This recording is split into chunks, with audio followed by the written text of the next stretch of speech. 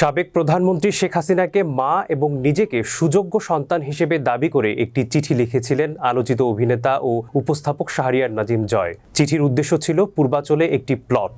বেশ কয়েক বছর আগে লেখা চিঠিটি আবার নতুন করে ভাইরাল হলো। এর আগে 2014 সালে এবং যা 2019 সালে দ্বিতীয়বার ভাইরাল হয়। নতুন করে ভাইরাল হওয়া সেই আবেদনপত্রে দেখা গেছে শেখ হাসিনাকে উপমহাদেশের শ্রেষ্ঠ নেত্রী ও আদর্শ মা হিসেবে সম্বোধন করেছেন উপস্থাপক জয়। তিনি লিখেছেন, আপনার সুযোগ্য পুত্রের নামের আরেক পুত্র শাহরিয়ার নাজিম জয়ের সালাম রইল আপনার প্রতি। আমি জয় বাংলাদেশের একজন জনপ্রিয় টিভি ও চলচ্চিত্র নায়ক। মা, আপনি অত্যন্ত দরদি এবং বাংলার মানুষের বিপদের বন্ধু। আপনার নিকট একজন শিল্পীর আবেদন।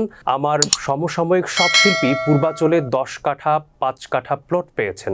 আমি দেশের বাইরে শুটিংয়ে থাকার জন্য অ্যাপ্লাই করতে পারিনি। তিনি লিখেছেন, মা, পূর্বাচলে একটি জমি আমার স্বপ্ন, আমার সন্তানের ভবিষ্যৎ। আমি আপনার কাছে আবদার করলাম, আপনি আপনার এই সন্তানের আবদার ফেলে দেবেন না, আমি জানি ইনশাআল্লাহ। ভাইরাল এই আবেদনপত্রটিতে জয়ের ছবির পাশে গৃহায়ন ও গণপূর্তমন্ত্রী ইঞ্জিনিয়ার মোশাররফ হোসেনের একটি সিলও দেখা গেছে।